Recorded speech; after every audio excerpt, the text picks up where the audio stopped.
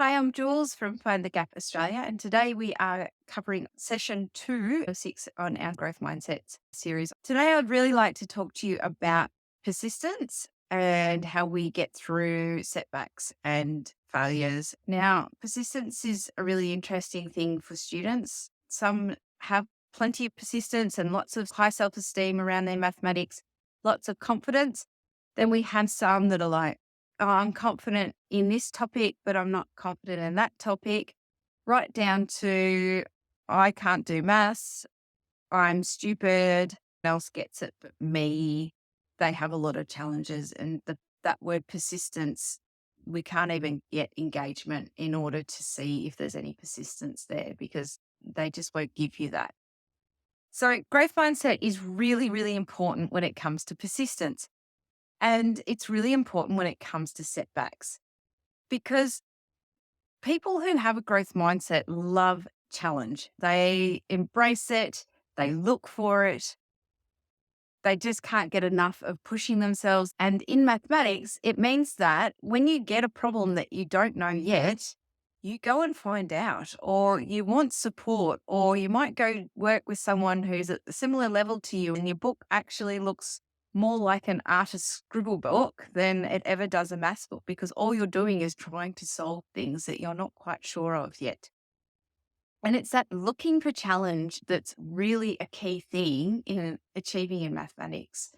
It's getting people to believe that their limits in mathematics are not what they believe they are and that there is lots of potential for growth and improvement. The second key area is this word persistence. So they are far more likely to persist through setbacks. They are going to stick with the problem longer than someone who doesn't have a growth mindset. They are going to show great courage in the things. They're going to take intellectual risks because it's about having the confidence to pursue the problem instead of holding back and having a complete fear and failure that you just don't put yourself out there. The third key area, again, is resilience. And we talk about resilience in education all the time, but we don't really talk about it in terms of learning. And this is where mindset really comes in. And this idea of growth mindset is that the resilience to keep going is important. That we see failure not as failure, but as feedback, or as, the Indian government had an acronym as the first attempt in learning.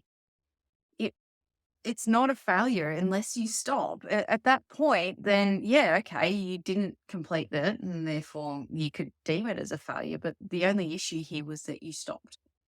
And it's really important when we talk about mindset to get these students to just keep going and pushing through and believing they can rather than just stopping and believing that they can't.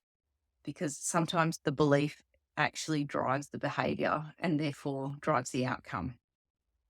So I hope that you've learned a little bit more today about growth mindset and how it plays a part in persistence and how we deal with setbacks and failures when we have that mindset and how that's different from, say, what we would deem a fixed mindset, as Carol Dweck's work reflects. Thanks again for watching, and I look forward to you seeing the rest of the series on the YouTube channel. Have a great day.